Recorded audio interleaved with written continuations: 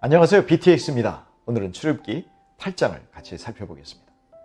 애굽왕 바로는 나일강과 전국 지표면의 모든 물이 피로 변하는 재앙을 당했는데도 전혀 놀라지 않고 관심도 갖지 않습니다. 그 이유는 애굽의 마술사들이 똑같이 흉내를 냈기 때문입니다. 사람이 할 수 있는 일 정도에 괜히 신으로 추앙받는 바로가 겁먹을 이유가 없었던 것이죠. 1절부터 7절을 보시면 하나님은 다시금 바로에게 당신의 백성을 보내서 하나님께 예배하게 하라고 하십니다. 그러나 그것을 거절하면 이번에는 두 번째 재앙인 개구리 재앙을 경험하게 될 것이라고 말씀하십니다. 개구리는요, 애굽의 신들 중 하나인데요, 머리가 개구리 모양을 한 헥트라는 여신입니다. 이 여신은 다산의 신으로도 숭배되었으며 아이들을 낳는 산모들을 돕는 신으로, 그리고 부활의 신으로 여겨졌습니다. 이 신이 하나님의 공격을 받고 애굽의 백성들을 괴롭히는 것은 과거에 바로가 산파들에게 히브리 남자 아이들을 죽이라고 명령했던 것에 대한 심판이라고 할 수 있습니다. 이 개구리들이 모든 애굽 사람들의 거주지 곳곳에 들어갈 뿐만 아니라 감히 신이라고 불리던 바로 왕에게도 달려듭니다.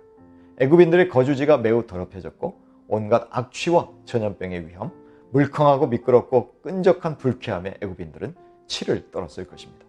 하나님이 개구리를 섬기는 애굽인들에게 이런 재앙을 주심으로 하나님이 개구리를 다스리신다는 것을 보여주신 것입니다. 그러므로 그 피조물을 다스리는 하나님께 복종하라는 것이죠. 그렇게 하나님이 애굽의 신들이 하지 못하는 자연 질서를 다스리는 분임을 보여주신 것입니다. 하지만 바로가 이것을 깨닫지 못하고 하나님께 굴복하지 않는 것은 마술을 부리는 자들이 개구리를 애굽 땅에 올라오게 했기 때문입니다. 그러나 이들은 개구리를 돌려보낼 수는 없었습니다. 즉 흉내는 낼 수 있으나 문제를 해결할 수는 없었습니다. 이렇게 견디다 못한 바로가 모세와 아론을 다급하게 부릅니다. 그리하여 여호와께 구하여 개구리를 떠나게 해달라고 간청합니다. 처음으로 하나님의 존재를 바로가 인정한 것입니다. 그러면서 자기가 이스라엘 백성들을 보내서 하나님께 제사를 드릴 수 있도록 허락하겠다고 합니다. 그러자 모세가 바로에게 개구리를 언제 없앨까요? 라고 묻습니다. 그래야 우연이 아니라 하나님이 하셨다는 것이 확실해지기 때문입니다. 이어서 모세가 하나님께 기도하니 하나님이 응답하십니다. 개구리들이 모두 집 안과 마당과 밭에서 나와서 전부 다 죽었습니다. 이것은 하나님의 권능이 얼마나 큰지를 알려주는 사건입니다. 집안 곳곳 혹은 치우기 곤란한 곳에 흩어져서 죽지 않았습니다. 그랬다면 얼마나 처리하는데 오랜 시간이 걸렸을까요? 그런데 하나님은 자비를 베푸셔서 애굽인들이 그런 수고를 하지 않게 하셨습니다. 단지 땅에 쌓여서 악취가 난 정도였습니다. 하나님이 배려하셨지만 동시에 온 땅에 하나님의 심판의 악취가 진동하게 하신 것입니다. 그런데 이렇게 바로가 숨을 돌릴 수 있게 되었을 때 안면을 싹 바꾸며 자신의 말을 뒤집습니다. 이 역시 하나님의 말씀대로 이루어진 것이니 놀랄 것은 없습니다. 그는 하나님을 두려워하지 않기에 거짓말을 밥 먹듯이 합니다. 그는 사탄에 속한 자이기 때문입니다.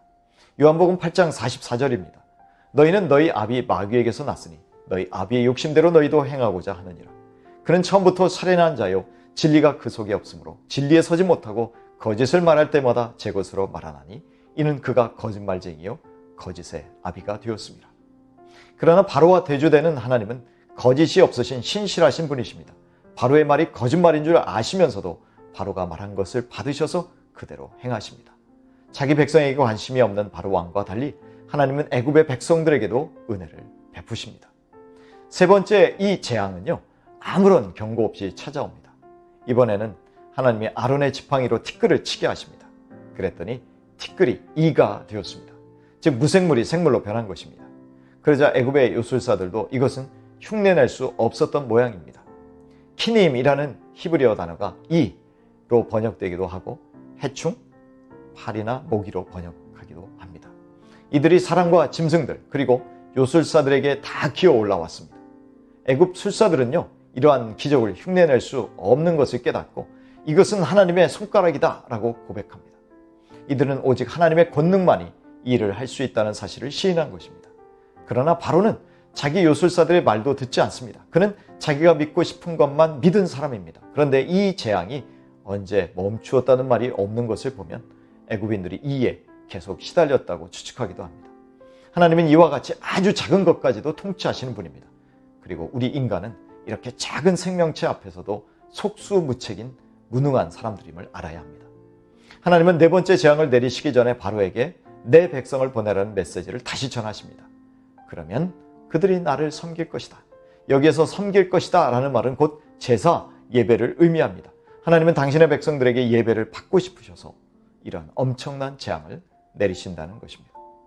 애굽에는 파리가 우글우글 들끓어 그 땅이 황폐하였지만 애굽의 변경에 위치한 고센에 사는 이스라엘 백성에게는 파리가 감히 얼씬도 하지 못했습니다.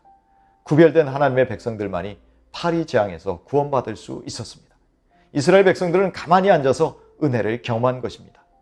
그렇다면 은혜로 택함받고 거듭난 우리들은 우리를 구별하셔서 보호해 주시니 얼마나 더 하나님을 예배하고 섬겨야 하겠습니까? 이에 다급해진 바로가 이 땅에서 하나님께 제사를 드려라 라고 말합니다. 이 말은 이스라엘 백성들의 방식이 아닌 애굽의 방식으로 예배를 드리라는 말과 같습니다. 그러자 모세가 안 된다고 합니다.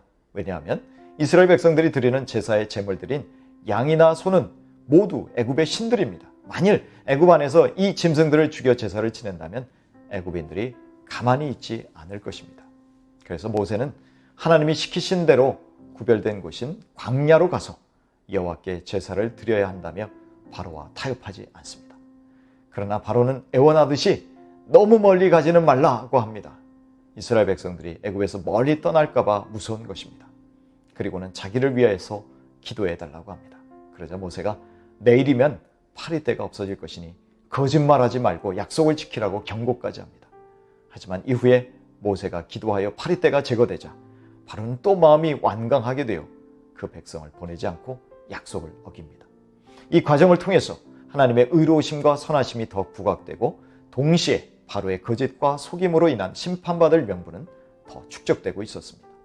세상은 자기들의 영역, 체계, 문화 속에서 하나님을 섬기라고 유혹합니다. 자신들의 가치관과 규범이라는 바운더리 안에서 신앙생활을 해야지 너무 고지식하게 신앙생활을 하지 말라고 합니다. 그래서 세상과 부딪히지 말고 적당히 타협하라고 합니다. 세상 사람들이 불편해하는 것들은 하지 말라고 합니다.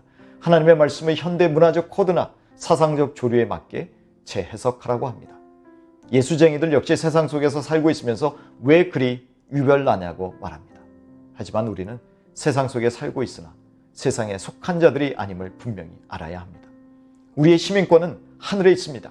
우리의 최종 권위는 하늘의 하나님이시오 하나님의 말씀입니다. 우리의 통치자이신 하나님의 영원하신 절대적인 권위 앞에 복종해야 할 우리가 곧 사라질 세상의 기준이나 권위에 타협할 이유는 없지 않겠습니까?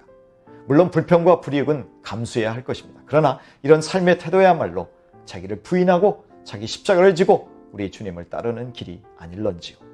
요한일서 4장 6절입니다.